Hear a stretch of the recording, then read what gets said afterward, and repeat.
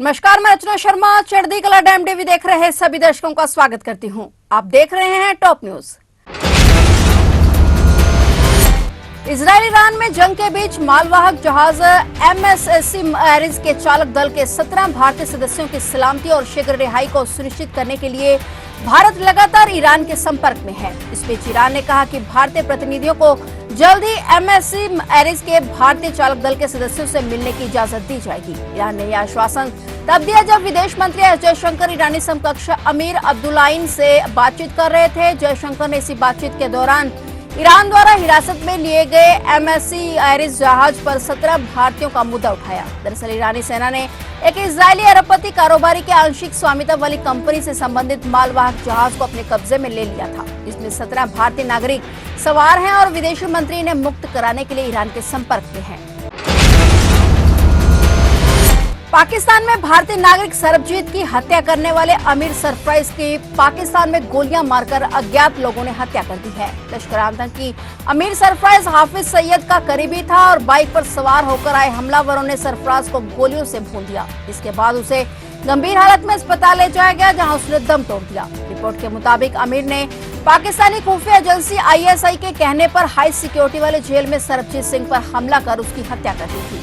हमलावरों ने पहले घर की डोरबेल बजाई। अमीर सरफराज ने जैसे ही दरवाजा खोला, हमलावरों ने फायरिंग कर दी और इस गोलीबारी में लश्कर आतंकी को 4 गोलियां लगी और मौके पर ही मौत हो गई। सवाल उठ रहे हैं कि कहीं इस हत्या के पीछे की हुई ISI की सोची समझी साजिश तो नहीं, क्योंकि वो सरबजीत का कातिल था और उसे ISI के कई राज पता थे। अमीर सरफराज लश्कर प्रमुख हाफिज सैयद का बेहद खास था, लिहाजा इस हत्याकांड के बाद से लश्कर के टॉप आतंकी दहशत में हैं। लेकिन इधर सरबजीत की बेटी स्वपनदीप ने आरोप लगाया है कि उसके पिता की हत्या का सबूत मिटाने के लिए ही अमीर सरफराज की पाकिस्तान की ओर से हत्या कराई गई है। स्वपनदीप कौर ने कहा कि पाकिस्तान की ओर से सरबजीत सिंह के मामले पर जरा भी नरमी नहीं बरती गई।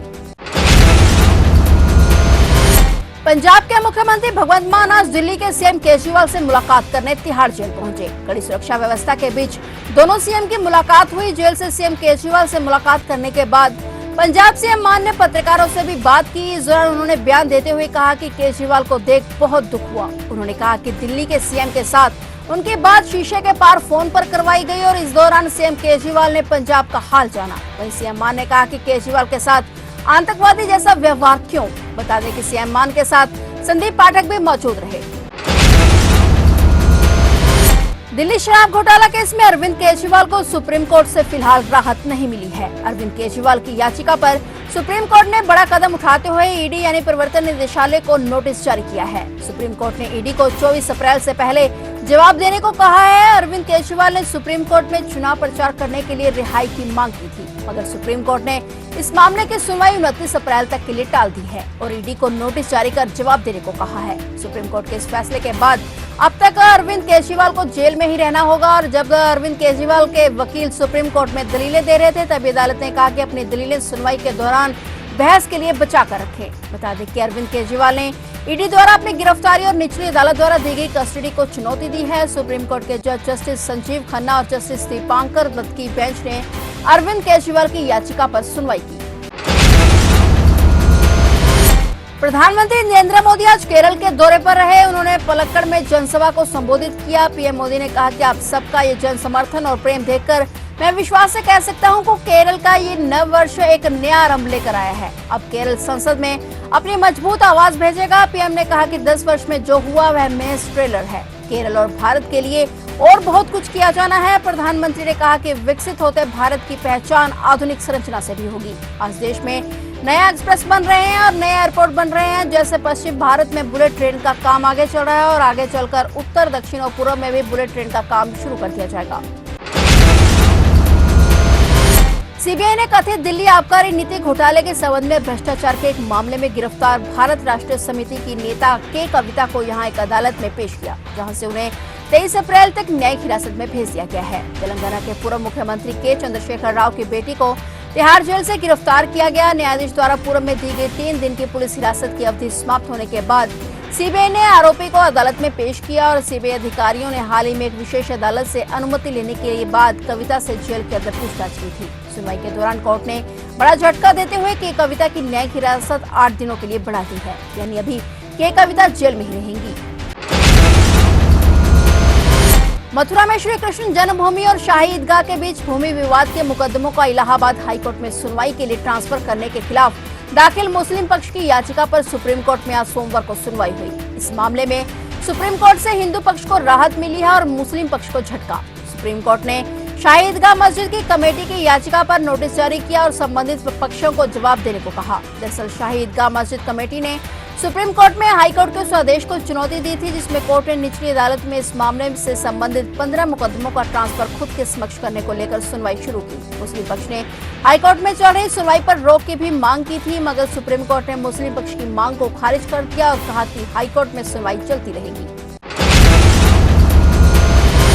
आगामी लोकसभा चुनाव 2024 को स्वतंत्र, निष्पक्ष और शांतिमय ढंग से करवाना सुनिश्चित बनाने के लिए पंजाब पुलिस ने सरहदी राज्य पंजाब में दाखिल होने या बाहर जाने वाले सभी वाहनों की चेकिंग करने के लिए एक विशेष ऑपरेशन सील 6 चलाया है। इसमें नशा और गैर कानूनी शराब तस्करों के आने जाने पर नजर रखी जा सके। डीजीपी गौरव यादव के निर्देशों पर सुबह 8 बजे से दोपहर 2 बजे तक यह ऑपरेशन चलाया गया है, जिसमें एक ही समय सभी बॉर्डरों से आने जाने वाले वाहनों की चेकिंग करना सुनिश्चित बनाया जा सके।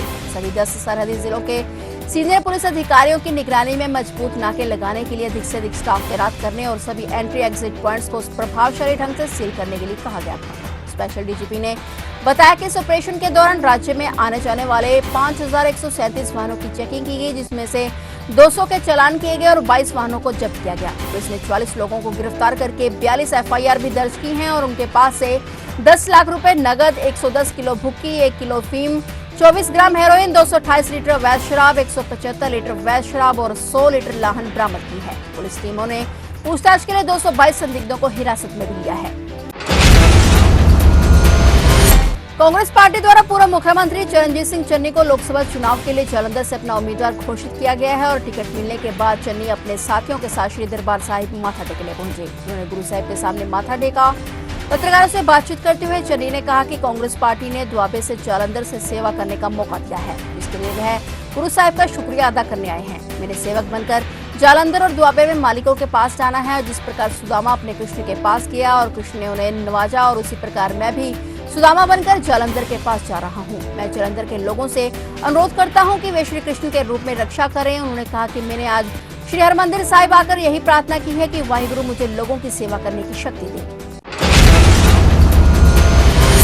उत्तर प्रदेश के मेरठ से मंदिर में दर्शन को निकला एक परिवार काल के मुंह में समा गया। इस दर्दनाक हादसे में एक हंसते खेलते परिवार पर मौत की वीरानी छा गई और खुशियां मातम में बदल गई। इस दर्दनाक हादसे में एक ही परिवार के 5 लोगों समेत 7 लोगों की जिंदा जलकर मौत हो गई। मृतकों में 2 मासूम भी जलकर मौत के आगोश में चले गए। सूत्रों से मिली जानकारी के मुताबिक राजस्थान के सीकर में मेरठ के 7 लोगों की कार में जिंदा जलकर घटनास्थल पर ही मौत हो गई। परिवार के सभी लोग सालासर बालाजी के दर्शन के लिए सुबह घर मेरठ से निकले थे और मरने वालों में एक ही परिवार की 5 लोग हैं, जबकि अन्य 2 लोग दिल्ली निवासी RK पुरम के रहने वाले रिश्तेदार हैं। मरने वाले मेरठ के पूर्व विधायक सत्यप्रकाश के करीबी रिश्तेदार हैं। बताया जा रहा है कि हादसा चुरू सालासर स्टेट हाईवे पर हुआ, जब तेज रफ्तार सेंट्रो कार एक ट्रक में जा घुसी और दोनों गाड़ियों में आग लग गई। बताया जा रहा है कि सेंट्रो कार में गैस किट लगी हुई थी, जिसकी वजह से आग लग गई थी। वहीं ट्रक में रुई के भोरे भरे हुए थे और इसी दौरान हादसे का शिकार हो गए।